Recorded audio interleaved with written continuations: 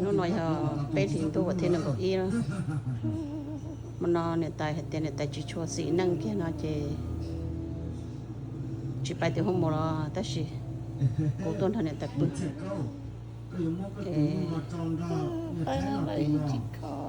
này hai tia này bỏ lúc bắt chạy tôi chỉ vô luôn cho tôi chỉ vô chả cũng bằng hai tia mò này sẽ ở này luôn cho nó chỉ vô này nó tất gì này chén cái để tao vô rồi thôi mà này tôi này cũng bố này mình plát nấu chăm ba bố nó giống cô cơ đâu ít tôi xong kia này chỉ để ví dụ thế plát lâu rồi vô ta chăm ba rồi vô ta rồi thay đó này sai sẽ được sai đó cô cho đâu này tôi hay đi chợ mua này tiền chơi tới chuyện gì mua này cho nó chăm hay rất đó đâu tất gì chỉ do đi này hay đó đi vô là nó lúc chăm mua chơi dân chợ bố cái cô là do nếu dân chợ chia thì chỉ xin đây xin cái ở đâu là đi xin đây đâu chứ chia gì đừng tôi mua là lúc còn đi chợ chứ mua chợ chia thì có thay nên nó ta thọ đồ của cho đá lâu sẽ được nhau sát đồ tỷ nó để cho mình cả đi đá lâu giống lửa rồi có thứ tôi nó này tay mông cái chỉ tôi sai chỉ của thay đồ có sai ở mà cái tôi của nhau để tay nó là chỉ sai nữa tàn thọ đá lâu giống lửa đá lâu trả phừ đá lâu như thay cái chèn cái tôi ở bên rồi đó thay đổi cái chọn có muốn đâu nuôi thì chọn nhau ít tí chơi cho mình có muốn đâu nuôi suy sang suy gì tụ đá tụ phò chạy chuồn đi cho nó là sao nữa tên nó này Haluma chụp cũng đá theo nó thì là không tiền không một là xong thôi mà Haluma cũng sai thì ô chỉ mò hò nó bây giờ ăn nó kia nó sẽ chơi từ họ đặt ai Haluma chỉ chuột tàu đi rồi trong này nếu tôi nên gì á thì không mò là tất nhiên là một chỉ chuột cả rồi chỉ biết thì chỉ cho mà không mò nữa ta thôi rồi cho nên lâu cho nên luôn nên lâu nó nên lâu lần từ nên trong bó nên lâu lần từ cũ chơi cho này ở bên là thì tới chấm lo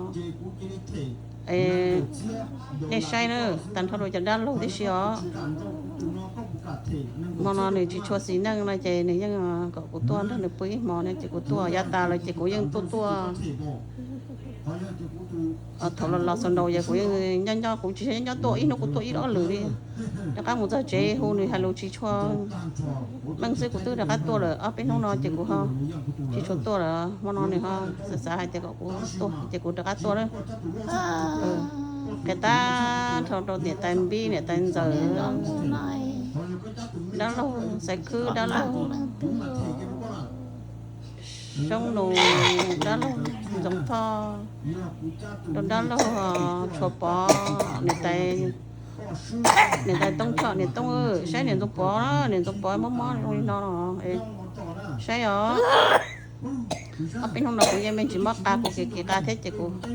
hay đi chợ bán đi làm không đi tới còn nên nông cái này nông trong đi nó đó có thể con nông y rồi là cho nên sai cái này cái này nông đi chả nông rồi tới chị em nông cái chúng muốn cho đi đó chúng muốn cho đi chị nông đi của tôi chụp cái ô đi chả đi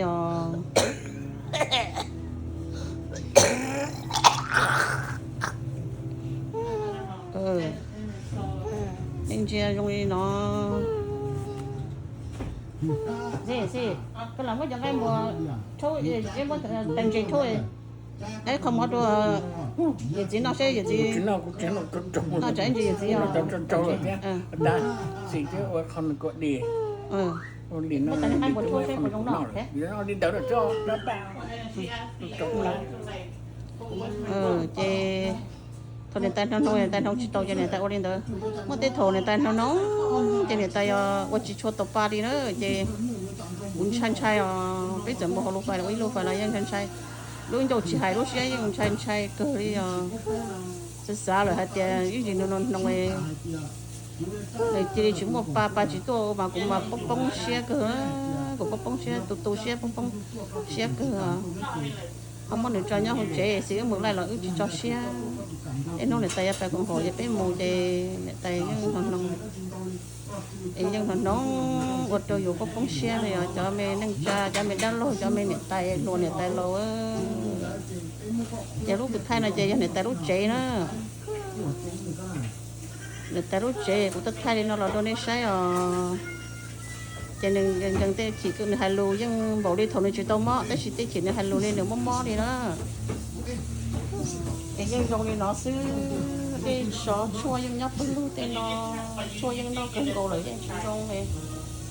nhưng nó ta khó no rồi nó nằm bỏ nhưng nó một đi khó ta khó no rồi cái nó còn chỉ tao mót thì mình đã chua là bự luôn đi nó thì tôi tôi sẵn đầu cái bếp kia mang ăn một cho nấu nóng thay để lúc ăn lúc chế tôi đi nó đâu này sai đó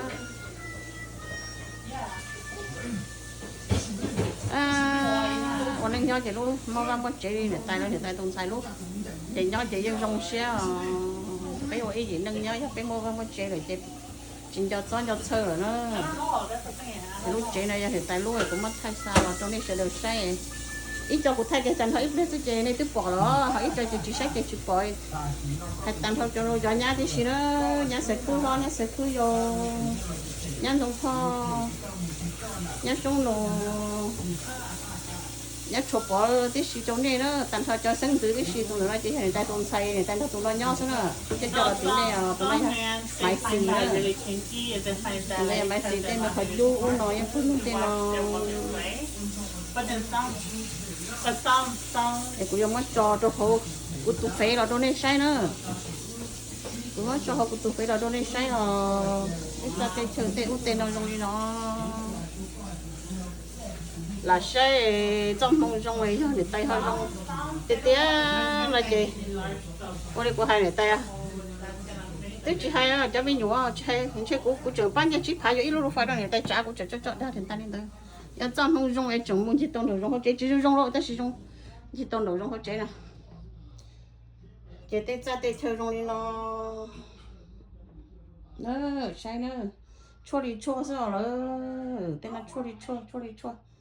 ，lúc ra nó chế cho này tay lu này tay bự đó, nó không ra nó là thâu tôi này tay sợi chỉ tàu chỉ không ra một lúc nào nữa, cho gì cho của lúc nào, lúc nào lúc này hôm nay một to đó, nó một to không mà lúc nào to xíu, thì muốn to được có thể là to chỉ của bự rồi, ít xa rồi nó, của bự nó rõ bự hơn người ta, thì mà nó cũng bự nó tên này khó rằng không giờ bây giờ thấy thế mày, anh nè nên chứ người ta có cũng đã tới không giờ nó mua trái thì cũng nhiều cũng đã mua tất gì, cũng chừng ra nữa. Cô chừng ra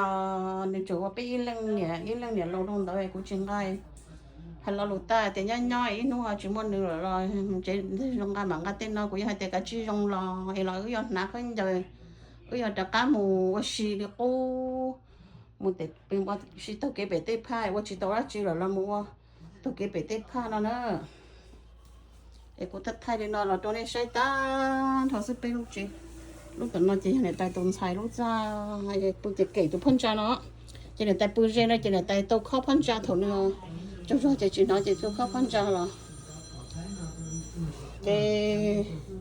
lúc chế mà bay không bự đó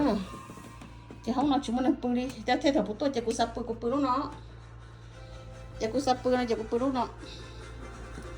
bây giờ cô chỉ sắp bự này chỉ có tay bay chỉ có không này tay bự tay lúc chị hôm nay rồi nó đó hôm nay rồi nó chị thế nên là hôm nay rồi nó sẽ chị ô đi đó thật là tôi nên sai thế nên là cô ta đi bây giờ là sai của những chị sao còn nên món này ta nên món rồi chị bỏ cái ô đi trả đi nữa thay đi nó nên sai chị ô đi nữa